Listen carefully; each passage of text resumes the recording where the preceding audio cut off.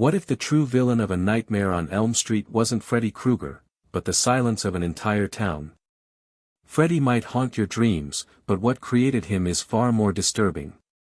Beneath the burned face and bladed glove lies a broken mind, shaped by rejection, guilt, and a community desperate to forget.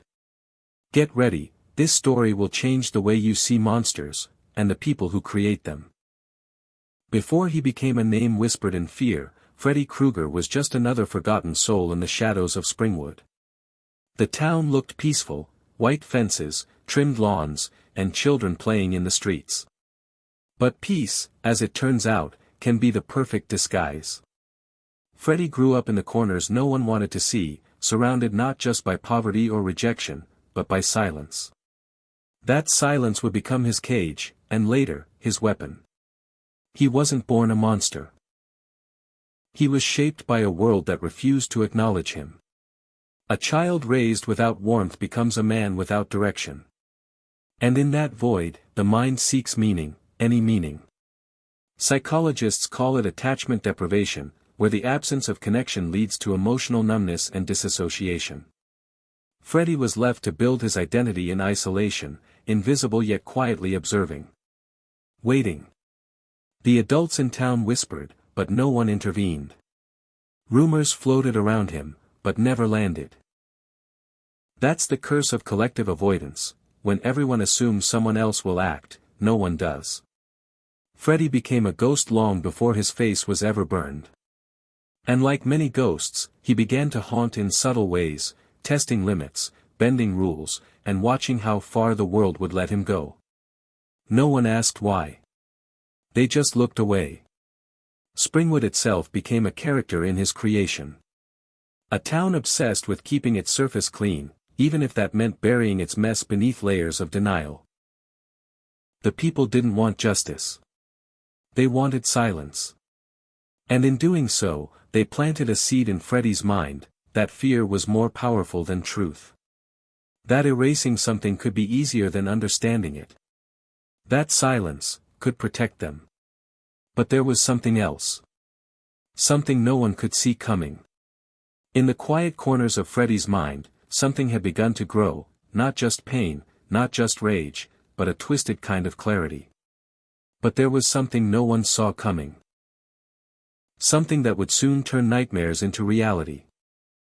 The breaking point didn't come with a scream, it came with silence. When the townspeople of Springwood took matters into their own hands, they weren't just trying to erase Freddy Krueger. They were trying to erase their own fear, their own shame. Without a trial, without truth, they acted out of panic. What they didn't realize is that when a society takes justice into its own hands without answers, it doesn't destroy evil, it distorts it. What happened to Freddy that night wasn't just physical. It fractured something deeper, his perception of reality. Instead of disappearing, he transformed. A person already disassociated from empathy was now torn from humanity entirely. The fire didn't end him, it burned away the last pieces of restraint. But the real ignition happened in his mind. From that moment on, Freddy stopped seeing himself as a victim, and started seeing himself as an instrument. Psychologists studying post-traumatic response often refer to trauma inversion. When individuals internalize injustice and later reenact it from a position of dominance. Freddy didn't just survive, he restructured his identity around the moment he was erased.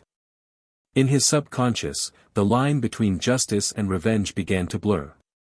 He was no longer bound by the rules of the waking world. And in the realm of dreams, he found a place where he could finally be seen, and feared. At first, the town slept peacefully, unaware that the past was festering beneath their bedsheets. But Freddy had discovered something profound: in dreams, no one could look away. In dreams, the truth couldn't be buried. One by one, he began to appear, not as a memory, but as a force. Not for justice, but for recognition. He didn't want to be forgotten anymore. And he wouldn't be. The guilt they tried to erase had taken shape, given form by the very people who created it. But they didn't understand it yet. Not fully.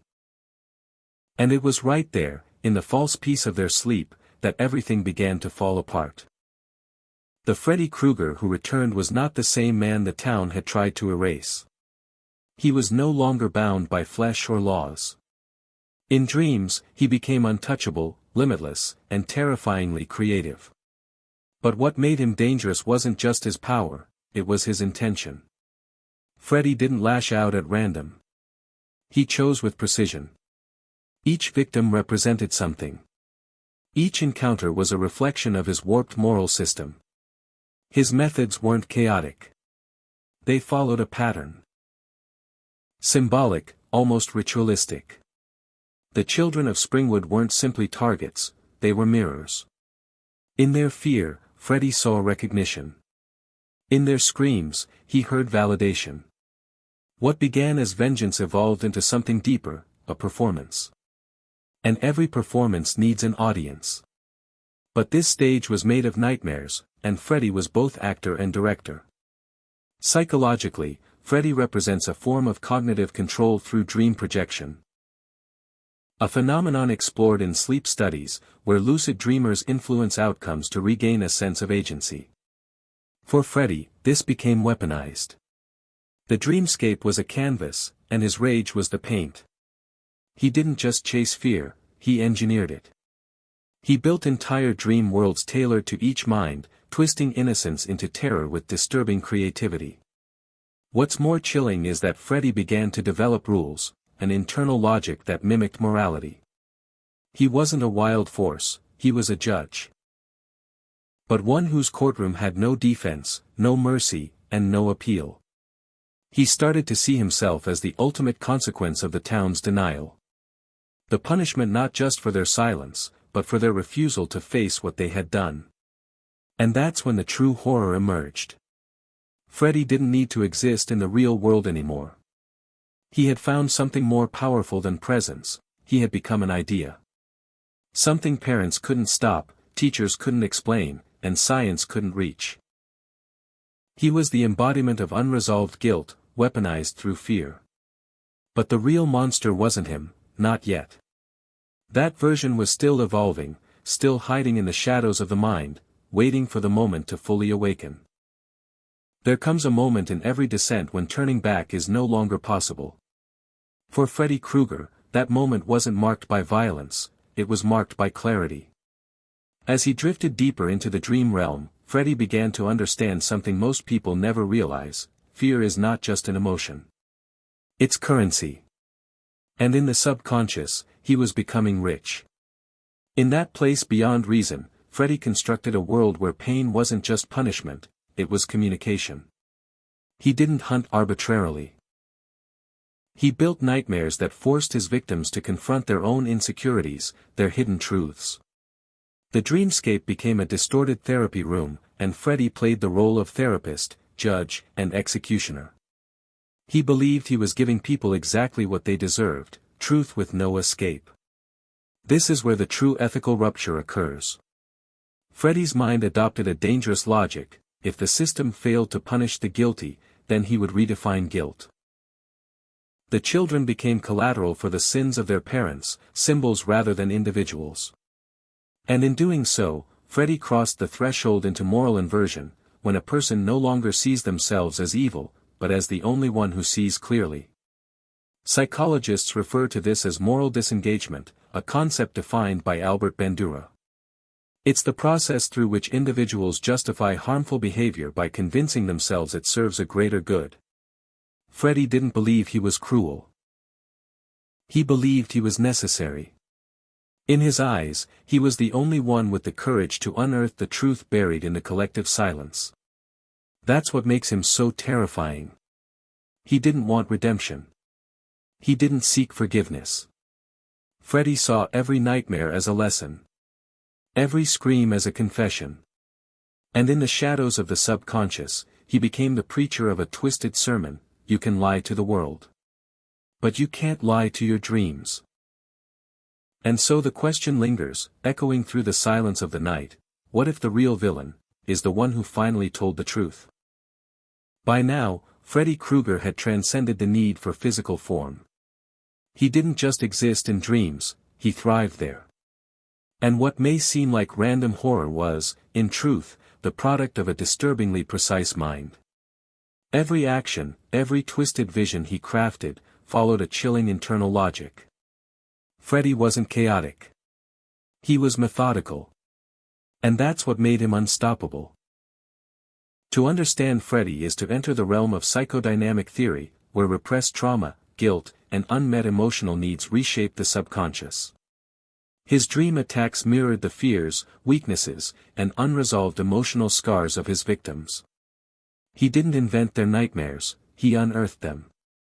In psychological terms, Freddy functioned like a living projection of the shadow self, a Jungian archetype representing all that a person refuses to acknowledge in themselves. In his dream world, he forced confrontation. Victims didn't just run from Freddy, they ran from truth. And this, perhaps, is the most terrifying part: his violence wasn't senseless. It was symbolic. He punished arrogance with helplessness, punished denial with exposure, punished control with chaos. The horror was never random, it was diagnostic. Studies in dream psychology suggest that lucid dreamers, those who gain awareness inside their dreams, can manipulate scenarios to confront deep-seated fears. Freddy turned this principle inside out. He used lucid control not to heal, but to wound. Not to find clarity, but to magnify pain.